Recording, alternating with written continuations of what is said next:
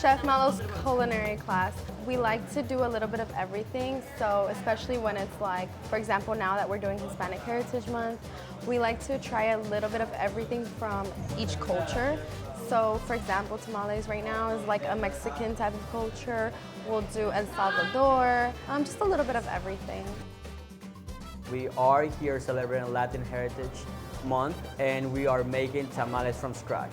So we started with our basics. We did our sauce, and so we started with a very basic base: tomatoes, dried chilies, roasted garlic, onion, all the tomatoes, everything was roasted, and then we blended, put it in the sauce, and then we did something similar with a tomatillo sauce. And because we know that there are some people with dietary limitations, we did do a vegan version, and we also did a vegetarian version. And we also learned today on how to assemble a tamal. We use banana leaves, which not depending on the region that you're from, they use banana leaf, and we also use corn. We also did 3 different kind of masas, and we teach people how to do the masa. We did a vegan, we did a chicken, and we did a beef. I am born here. My mom is from Mexico and my dad is Cuban.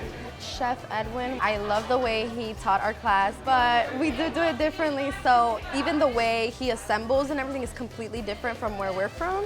But I think it was really nice to learn that even if we're Mexican, it's still different because they're different regions, you know?